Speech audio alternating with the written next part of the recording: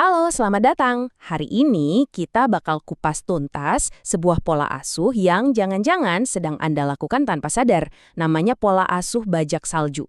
Kita akan lihat gimana niat baik untuk melindungi anak-anak kita, malah bisa jadi bumerang yang justru merugikan masa depan mereka. Oke, kita mulai dari kutipan yang menusuk ini ya. Kenapa ini penting? Karena ini adalah jantung dari semua pembahasan kita. Kadang karena saking sibuknya kita menyingkirkan setiap batu dari jalan anak, kita nggak sadar kalau kita justru lagi mencuri kesempatan mereka untuk melatih otot mentalnya sendiri. Yuk kita lihat lebih dalam, apakah Anda salah satunya? Sekarang saya mau tanya jujur nih, buat Bapak dan Ibu semua yang lagi nonton. Apakah Anda seorang orang tua bajak salju? Mungkin Anda sendiri nggak sadar. Coba yuk kita kenali bareng-bareng tanda-tandanya. Nah, lihat deh angka yang bikin kaget ini. Ada sebuah studi menemukan kalau 62% orang tua itu ngaku ikut turun tangan dalam aplikasi kuliah anak mereka. Ini bukan cuma bantu ngecek loh, tapi benar-benar menyelesaikan sebagian tugasnya. Wah, ini udah jadi lampu merah ya, yang menunjukkan betapa orang tua zaman sekarang bisa sangat terobsesi untuk memastikan anaknya nggak pernah gagal sedikit pun.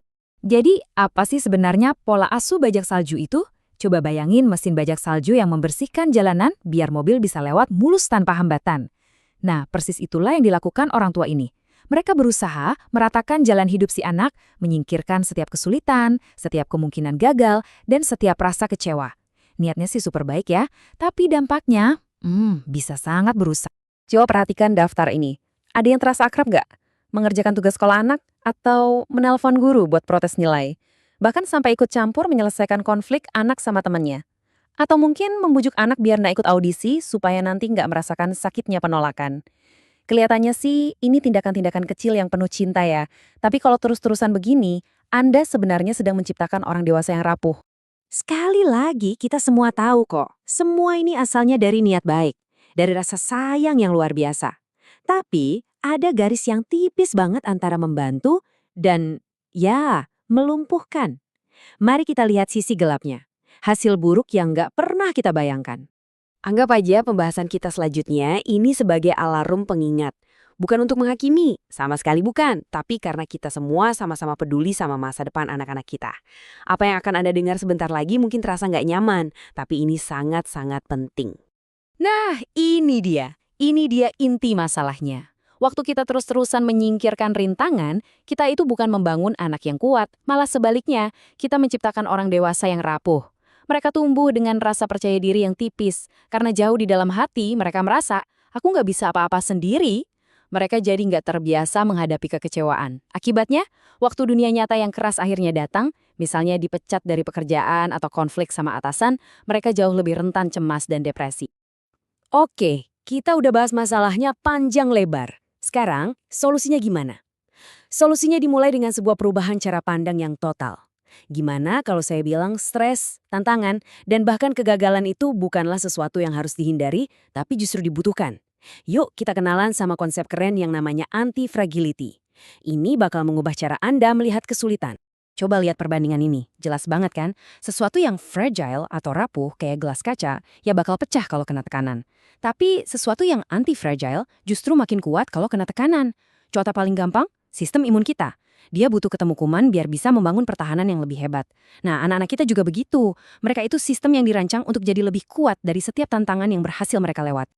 Ini pesan utamanya ya, anak-anak kita itu bukan barang pecah belah. Mereka itu secara alami dirancang untuk tumbuh lebih kuat lewat tantangan.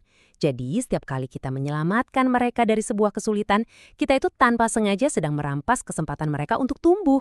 Mereka butuh dosis stres yang sehat untuk jadi pribadi yang tangguh. Konsep ini juga didukung sains loh, namanya desirable difficulties atau kesulitan yang diinginkan. Analoginya pas banget, pikiran itu kayak otot. Biar otot jadi kuat kan perlu angkat beban yang menantang, bukan yang enteng-enteng aja. Begitu juga dengan pikiran anak. Tugas yang terlalu mudah, misalnya kita selalu kasih jawaban atau selesaikan masalah buat mereka, nggak akan membangun kekuatan mental mereka. Oke, sekarang gimana cara prakteknya? Semua ini intinya ada di satu perubahan pola pikir yang mendasar. Tugas kita sebagai orang tua itu bukan melindungi anak dari dunia, tapi mempersiapkan mereka untuk menghadapi dunia. Artinya peran kita berubah dari penyelamat jadi pelatih. Dan ini dia mantra baru kita.